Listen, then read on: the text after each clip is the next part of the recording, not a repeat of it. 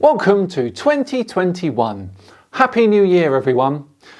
One of the funniest things we looked at last year was the flat earther that believed that humpback whales proved a flat earth. According to this article from the Daily Mail, a whale's song can be heard by another whale 4,000 miles away. Well, he is back, and he's not happy that we all think that he's a little bit thick. Well, I have a bachelor's, a Juris Doctorate, and a master's, and many other flat earthers also have advanced degrees.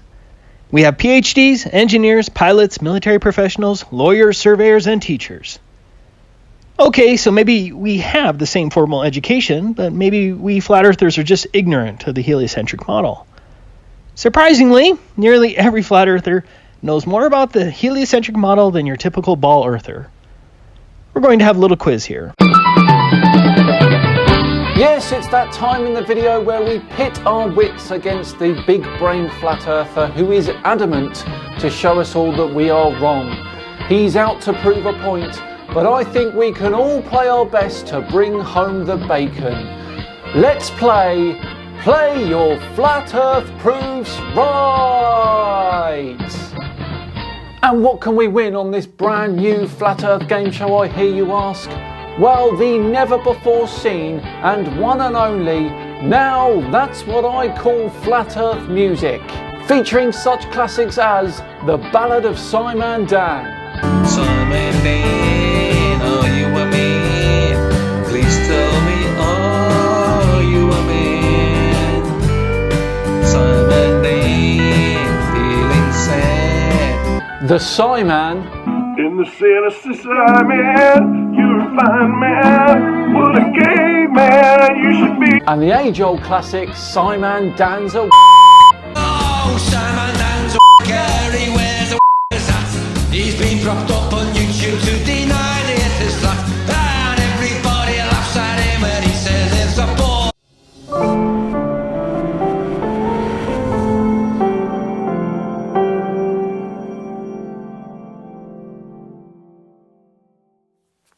Hello all and welcome along to another episode of Flat Earth Friday with me, Simon Dan. Thank you very much for joining me. Another reminder that the Simon Dan podcast now has its own channel. I'll leave the link for that in the description. Please go and subscribe at will. Right, back to Taboo Conspiracy and his little quiz. Let's see how we get on, shall we? Are at restating heliocentric dogma without looking up the answers. Question 1. How fast does the ground of the Earth allegedly rotate at the equator? Easy. A 15 degree per hour drift. Ah, thanks Bob. Yes, 15 degrees per hour. Approximately 1,000 miles per hour. You asked for the speed of rotation, not the linear speed at the surface. Afraid you got the first one wrong. Question 2. How fast is the alleged Earth's orbit around the Sun? The Earth moves at a velocity of approximately 30 kilometers per second. 66,600 miles per hour. Well, yes, same thing. Question 3. How far away is the Sun purportedly from the Earth? At the time of recording, the Sun is approximately 147,100,000 kilometers from Earth. 93 million miles. Close enough. 3 out of 3. Question 4. How are seasons caused according to the heliocentric model? That would be the axial tilt of the Earth combined with its elliptical orbit around the Sun. Because the Earth is tilted. That will do. We're on fire here. Question 5. How many degrees is the alleged axial tilt of the Earth? 23.4 degrees, good sir. 23.4 degrees or 66.6 degrees, depending on how you want to view it. Or depending if you want to use a coincidence as some sort of proof for a devil society type thing. Question 6. How far away is the Moon, allegedly? The Moon is 384,400 kilometers away. From surface to surface, it would be 234,000 miles. I'm not a fan of this constant imperial distance thing. Question 7. What is the radius of the alleged ball Earth and what is its circumference? Well, the average radius, because of course the Earth isn't a perfect sphere, is 6,371 kilometers, and the circumference at the equator is 40,075 kilometers. Radius equals 3,959 miles. Circumference, 25,000 miles. Excellent! What do I win? Question 8. What formula can you use to determine the rate at which the alleged ball Earth drops away from you? The actual formula is pretty complicated, but I'll tell you what it's not. It's not 8 inches per mile squared. That is the formula for a parabola of which the Earth is not. 8 inches per mile squared. Our survey said... Try to find any globe-loving audience anywhere that can answer those questions better. We flat earthers are certainly not ignorant to the heliocentric model. Not completely no, but you still misunderstand a lot. In fact, when you really think about the flying, vortexing, heliocentric model, you begin to realize how stupid it really is. Since they try to obscure their actual beliefs, let me tell you what a ball earther believes. Here we go. This should be interesting. They believe all of the planets, moons, asteroids, meteors, and satellites of our solar system are chasing after the sun that is flying around our galaxy at a speed of 514,000 miles per hour. This video isn't scaled properly, but if you scale it properly with the sun having a diameter of just 1 centimeter on your computer screen, Pluto would then be outside your home 42 meters away from the sun. That's ridiculous. Incredulity alert, everyone. We have an incredulity alert. Taboo Conspiracy cannot fathom how this is possible, so he denies it's real. But what's even more crazy is the fact that they believe that all of the planets and moons of the solar system are all on this same plane of the sun as they chase after the sun.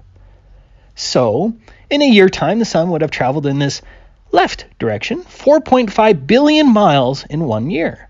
This example is actually not a good representation of how everything moves. For starters, the solar system moves through the Milky Way at a 60-degree angle between the galactic plane and the planetary plane. Second, nothing is stationary.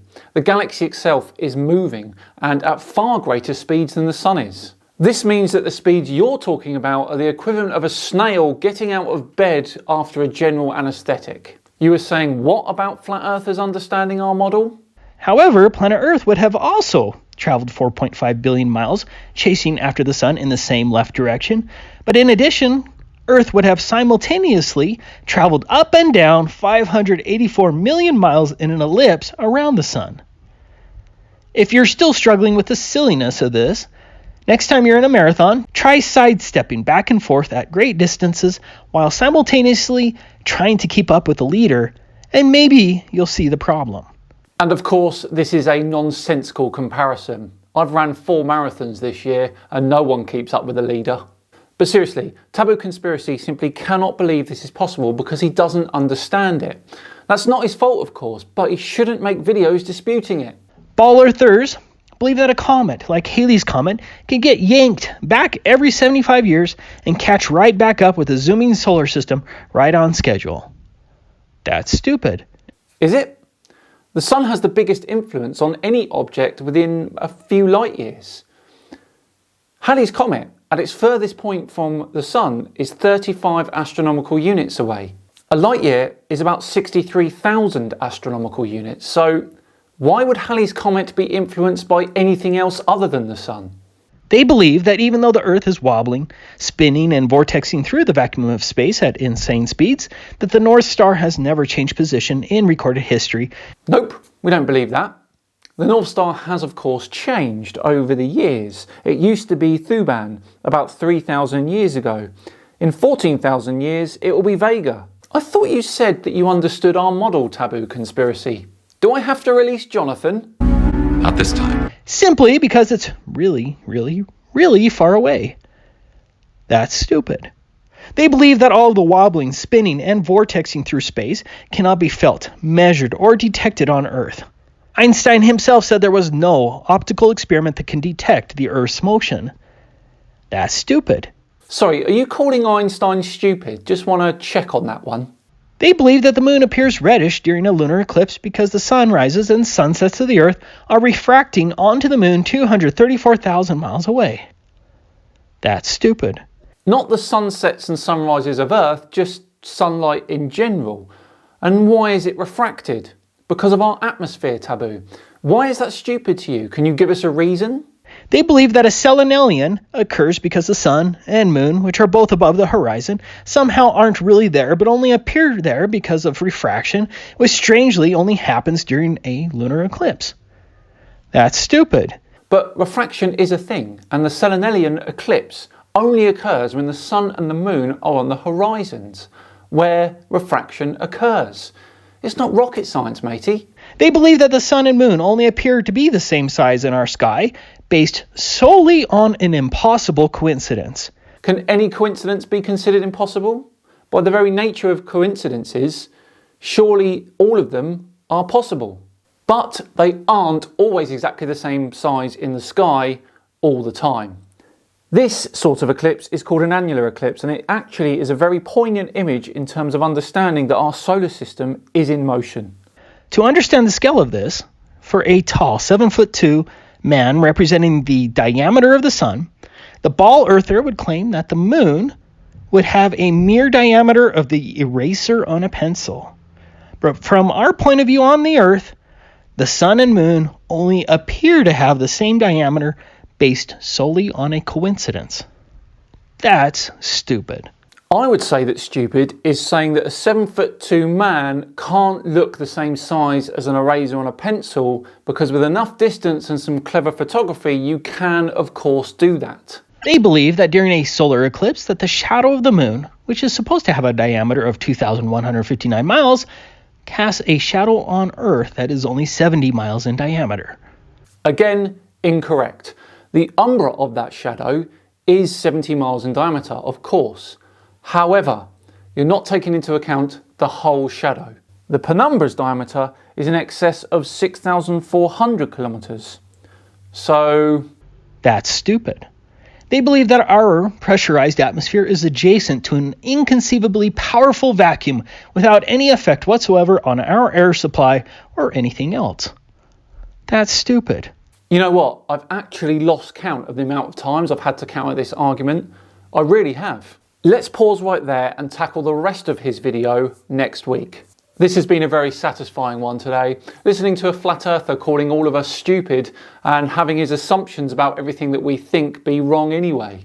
Thank you all very much for watching, everyone. It truly is appreciated. If you enjoyed it, then please do like and subscribe. I've been Simon Dan. Have yourselves a great weekend, and I'll see you all on Tuesday, where Katie Hopkins finally makes her Tinfoil Tuesday debut. See you then.